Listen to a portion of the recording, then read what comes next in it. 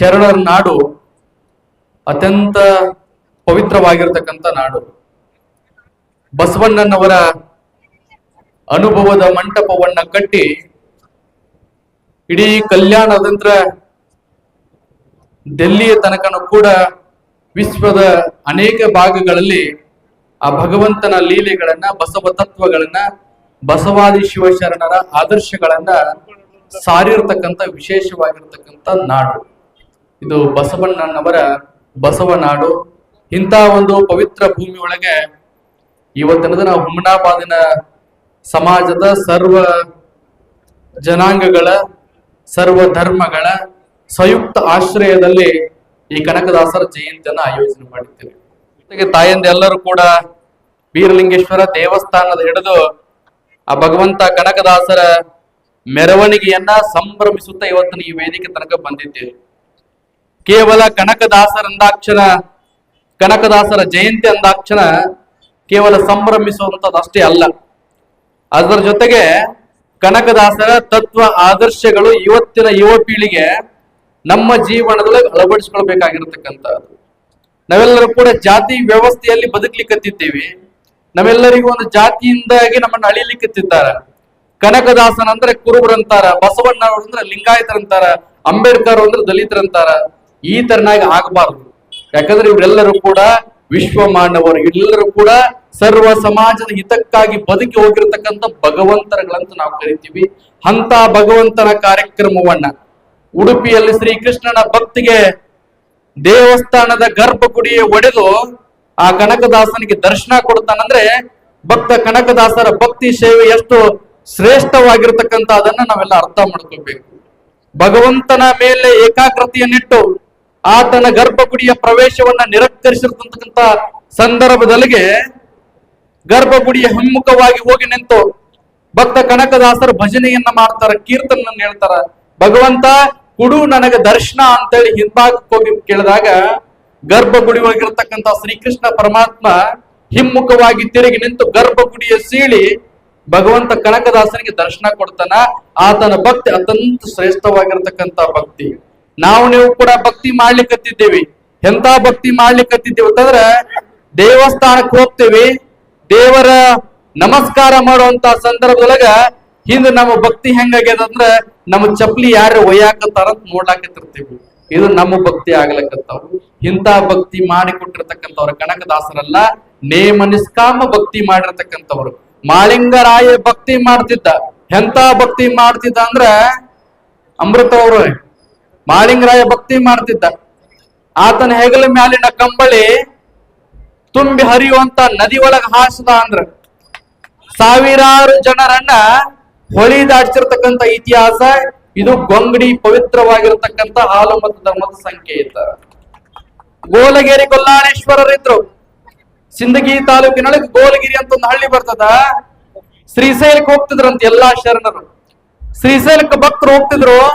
ಗೊಲ್ಲಾಳಪ್ಪ ಅಂತೇಳಿ ಕುರಿ ಕಾಯ್ತಿದ್ದ ಒಬ್ಬ ಸಾಮಾನ್ಯ ವ್ಯಕ್ತಿ. ಆತ ಹೇಳ್ತಾನ, ನೀವೆಲ್ಲಿ ಹೊಂಟೇರಿ? ನಾವು ಶ್ರೀಶೈಲಕ್ಕೆ ಹೊಂಟೇವಿ. ಶ್ರೀಶೈಲದೊಳಗೆ ಏನು ಸಿಗ್ತದ? ಲಿಂಗ ಸಿಗ್ತದ. ಲಿಂಗ ತಗೊಂಡು ಏನ್ ಮಾಡ್ಬೇಕು? ಈ ಲಿಂಗವನ್ನ ಅಂಗೈಯೊಳಗೆ ಹಿಡಿದು ಜಪ ಮಾಡಿದಂದ್ರ ಭಗವಂತನ ಆಶೀರ್ವಾದ ಆಗ್ತದಂತ ಅವ್ನಿಗೆ ಹೇಳಿದ್ರು. ಆ ಗೊಲಗೇರಿ ಗೊಲ್ಲಾಳೇಶ್ವರ ಹೇಳ್ತಾರ, ನೀವು ಹೋಗುವಾಗ ಬರುವಾಗ ನನಗೊಂದು ಲಿಂಗ ತಗೊಂಡು ಬರ್ರಿ, ಶ್ರೀಶೈಲ ಮಲ್ಲಿಕಾರ್ಜುನ ಲಿಂಗ ತಗೊಂಡು ಬರ್ರಿ ಅಂತ ಹೇಳಿದ್ರು.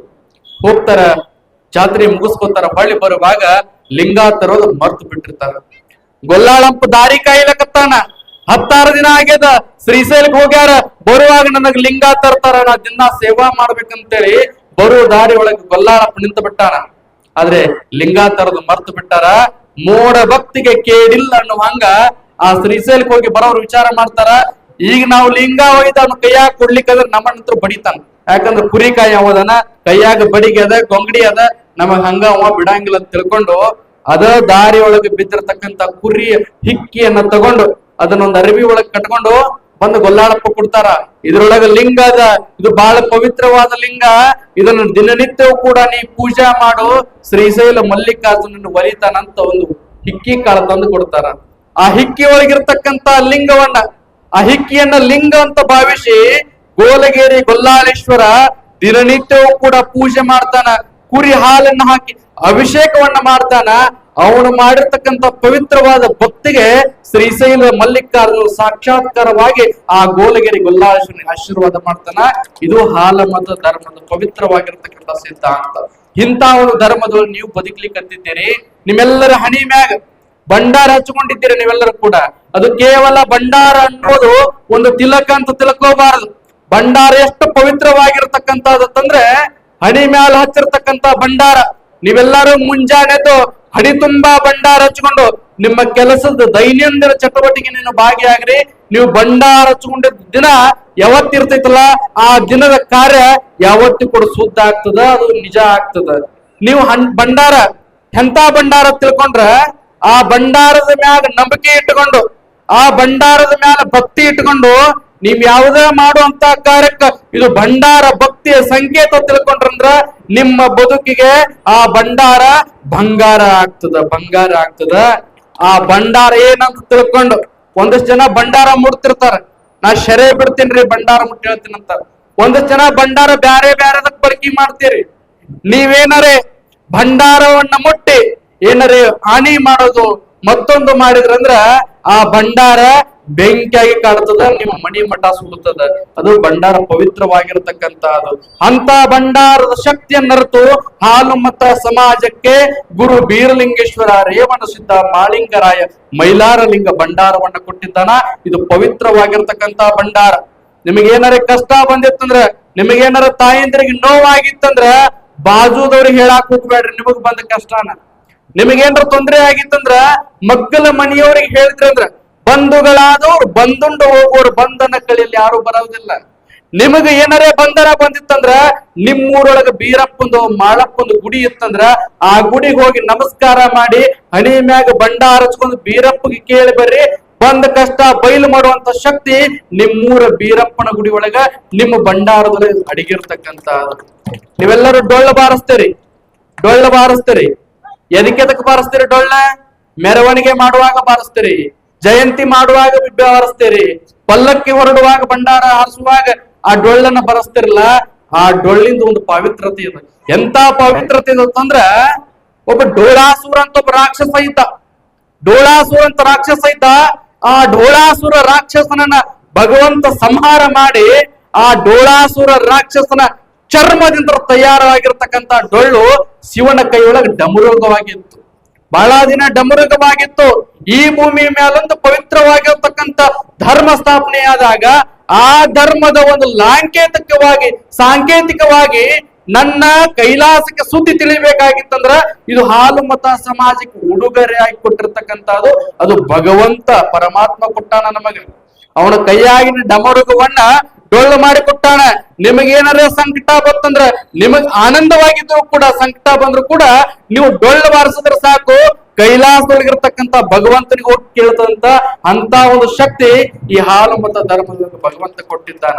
ಮಾಳಿಂಗರಾಯ ನೀವೆಲ್ಲ ಅನ್ಕೊಂಡಿದ್ದೀರಿ ಮಾಳಿಂಗರಾಯ ಅಂದ್ರೆ ಕೇವಲ ಕುರುಬರಿಗೆ, ಈ ಹಾಲುಮತದವ್ರಿಗೆ, ಗೊಂಡ ಸಮಾಜದವ್ರಿಗೆ ಅಟ್ಟೆ ಸಂಬಂಧ ತಿಳ್ಕೊಂಡಿರಿ. ಇದು ಕೇವಲ ಒಂದು ಸಮಾಜಕ್ಕೆ ಸೀಮಿತವಾಗಿರತಕ್ಕಂಥವನಲ್ಲ. ಒಬ್ಬ ಶರಣನಿದ್ದ, ಬಹಳ ದಿವಸದ ಇತಿಹಾಸ ಅಲ್ಲ, ಒಂದ್ ಸಣ್ಣ ಕಥೆ ಹೇಳಿ ಮಾತು ಮುಗಿಸ್ಬಿಡ್ತೀನಿ. ಒಬ್ಬ ಶರಣ ಇದ್ದ. ಅವನ ಹೆಸರು ಏನಂತ ಹೇಳಿದ್ರೆ ಜೇವರ ಚನ್ನಬಸಪ್ಪ ಗೌಡ್ರು ಅಂತೇಳಿ. ಲಿಂಗಾಯತ ಸಮಾಜದಲ್ಲಿ ಬಿಟ್ಟಿರ್ತಕ್ಕಂತ ಚನ್ನಬಸಪ್ಪ ಗೌಡ್ರು ಅಂತಿದ್ರು. ಅವರು ದಿನನಿತ್ಯದ ಕಾಯಕ ಏನಾಗಿತ್ತಂದ್ರ ಬೀರಪ್ಪನ ಗುಡಿ ಒಳಗೆ ಬಂದು ಡೊಳ್ಳು ಬಾರಿಸಿ ಹಾಡಿಕೆ ಮಾಡ್ತಿದ್ರು, ಡೊಳ್ಳಿನ ಹಾಡಿಕೆ ಮಾಡ್ತಿದ್ರು. ಒಂದಷ್ಟು ಜನ ಹೇಳ್ತಾರ ಆತ ಕುರುಬರ ಜೊತೆ ಕುಡ್ಕೊಂಡಾನ, ಡೊಳ್ಳು ಬಾರಿಸ್ಲಿಕ್ಕತ್ತದನ, ಇದು ಅತಿ ಸೂಕ್ತಿ ಆಗುವಂತದಲ್ಲ, ಅದನ್ನ ಬಿಡಿಸ್ರಿ ಬಿಡಿಸ್ರಿ ಅಂತ ಹೇಳ್ತಾರ. ಆ ಚನ್ನಬಸಪ್ಪ ಗೌಡ ಯಾವತ್ತೂ ಬಿಡಂಗಿಲ್ಲ. ಯಾಕೆ ಬಿಡಂಗಿಲ್ಲ ಅಂದ್ರ ಅವ ಕುರುಬರಂತ ಹೊಂಟಾವಲ್ಲ, ಅವ ಜಾತಿ ತಿಳ್ಕೊಂಡು ಹೊಂಟಾವಲ್ಲ, ಭಕ್ತಿ ಒಂದಿಟ್ಟು ಭಗವಂತನ ಗುಡಿ ಒಳಗ ದಿನನಿತ್ಯವೂ ಕೂಡ ಡೊಳ್ಳು ಬಾರಿಸಿ ಶಿವನಾಮ ಸ್ಮರಣೆಯನ್ನ ಮಾಡ್ತಿದ್ದ. ಒಂದು ದಿನ ಅವ್ರ ತಂದೆ ಹೇಳ್ತಾರ, ನೀ ಏನಾರೇ ಇದ ಕಾಯಕ ಮಾಡ್ಕೊಂಡ್ ಹೊಂಟೆ ಅಂದ್ರ ನಮ್ಮ ಮನೆತನಕ್ಕೆ ಇದು ಗೌರವ ಸಲ್ಲೋದಂಗಲ್ಲ. ನೀ ಏನ ಹುಲಿಜಂತಿ ಜಾತ್ರೆಗೆ ಹೋಗ್ಬೇಕು ಅನ್ಕೊಂಡಿಲ್ಲ, ನೀ ಈ ಸಲ ಹುಲಿಜಂತಿಗೆ ಹೋಗ್ಬೇಡ ಅಂತ ಹೇಳ್ತಾರ. ಆತ ಕೇಳಂಗಿಲ್ಲ. ನಾ ಹೋಗವಂದ್ರ ಹೋಗವಣ ಅಂತ ಹಠ ಹಿಡಿತಾನ. ಅವಾಗ ಚನ್ನಬಸಪ್ಪ ಗೌಡ್ರ ತಂದೆಯವ್ರು ಹೇಳ್ತಾರ, ನೀ ಹೋಗೋದೇ ಕರೆ ಆಗಿತ್ತಂದ್ರ 8 ಎಕರೆ ಹೊಲ ಅದ, ಇದನ್ನ ಬಿತ್ತಿ ಹೋಗು, ಅವಾಗ ನನಗ್ ಹುಲಿಜಂತಿ ಕಳಿಸ್ತಂತ ಹೇಳಿದ್ರು. 4 ತಾಸ್ನಾಗ ಯಾರಿಗಾರ ಹೊಲ ಬಿತ್ತಕ್ ಆಗ್ತೈತ್ರಿ 8 ಎಕರೆ? ಆಗಂಗಿಲ್ಲ. ಆದ್ರೆ ಚನ್ನಬಸಪ್ಪ ಗೌಡ್ರು ಹೊಲ ಬಿತ್ಲಕ್ ಆರಂಭ ಮಾಡ್ತಾರ. ಹೊಲದೊಳಗ ಎತ್ತುಗಳನ್ನ ಕಟ್ಟಿ ಹೊಲ ಬಿತ್ತಾರ, ಬೆಳತಕ್ಕ ಹೊಲ ಬಿತ್ತಾರ. ಆದ್ರ ಒಂದೇ ಒಂದು ಹಿಡಿ ಬೀಜಾನೇ ಹಾಕಿರೋದಿಲ್ಲ, ಬರೀ ಕುಲ್ಲಾ ಹೊಲನೇ ಬಿತ್ತಿರ್ತಾರಂತ. ಅವಾಗ ಅರಿವಾಗ್ತದ ಚನ್ನಬಸಪ್ಪ ಗೌಡ್ರಿಗೆ, ನಾವು ಹೊಲ ಬಿತ್ತಾಕ್ ಬಂದೇವಿ, ರಾತ್ರಿ ಬೆಳತಕ್ಕ ಹೊಲ ಬಿತ್ತೇವಿ, ನಾವು ಬೀಜ ಹಾಕೋದೇ ಮರ್ತು ಬಿಟ್ಟೇವಿ, ಇದು ನನ್ನ ತಂದೆಗೆ ಹೇಳೋದು ಬೇಡ ಅಂತ ತಿಳ್ಕೊಂಡು ಬೀಜ ಒಯ್ದು ಬಣಿಮಿ ಒಳಗ ಮುಚ್ಚಿಡ್ತಾರ. ಹುಲಜಂತಿ ಜಾತ್ರೆ ಮುಗಿಸ್ಕೊಂಡ್ ಬರ್ತಾರ, ಬರೋದ್ರೊಳಗ ಹೊಲ ತುಂಬಾ ನಾಟಿತ್ತಂತ. ಇದು ಮಾಳಿಂಗರಾಯನ ಪವಾಡದ. ಅಂತ ಜೇವರ ಚನ್ನಬಸಪ್ಪ ಗೌಡ್ರು ಲಿಂಗೈಕ್ಯ ಆಗಿರ್ತಕ್ಕಂತ ಸಂದರ್ಭದೊಳಗ ಈ ನಾಡಿನ ಎಲ್ಲ ಶರಣ ಮಾಂತರ ಬಂದು ಆತನ ಗುಡಿ ಕಟ್ಟಿ ಗುಡಿ ಮ್ಯಾಗ ಭಂಡಾರ ಆರಿಸಿ ಜಾತ್ರೆ ಮಾಡ್ತಾರ. ಇದು ಜಾತಿ ಧರ್ಮಕ್ಕೆ ಸೀಮಿತವಾಗಿರ್ತಕ್ಕಂಥದ್ದಲ್ಲ. ಇಂತ ಒಂದು ಪವಿತ್ರ ಧರ್ಮದೊಳಗೆ ನೀವೆಲ್ಲರೂ ಕೂಡ ಹುಟ್ಟಿದ್ದೀರಿ ಅಂತಂದ್ರ ಹಾಲು ಮತ ಹಾಲಿನಟ್ಟೆ ಶ್ರೇಷ್ಠ ಅಂತ ತಿಳ್ಕೊಂಡು ಎಲ್ಲರೂ ಕೂಡ ನಿಮ್ಮನ್ನ ಲಕ್ಷ್ಮೀ ಪುತ್ರರಂತ ಕರೀತಾರ. ಏನರೇ ಸಭಾ ಸಮಾರಂಭ ಮಾಡಿದಾಗ, ಏನರೇ ಅಂಗಡಿ ಕಟ್ಟದಾಗ, ಏನರೇ ಒಂದು ಉದ್ಯೋಗ ಮಾಡುವಾಗ ಕುರುಬರು ಕರ್ಕೊಂಡು ಬಂದು ಭೋಣಿಗೆ ಮಾಡಿದ್ರ ಅದು ಒಳ್ಳೇದಾಗ್ತದ ಅಂತೇಳಿ ನಮಗ ಈಗಲ್ಲ ಭಗವಂತ ರೇವಣ ಸಿದ್ಧ ಮಾಳಿಂಗರಾಯ ನಮಗೊಂದು ಪವಿತ್ರವಾಗಿರ್ತಕ್ಕಂಥ ಸ್ಥಾನಮಾನ ಗೌರವನ ಕೊಟ್ಟಿದ್ದಾನ.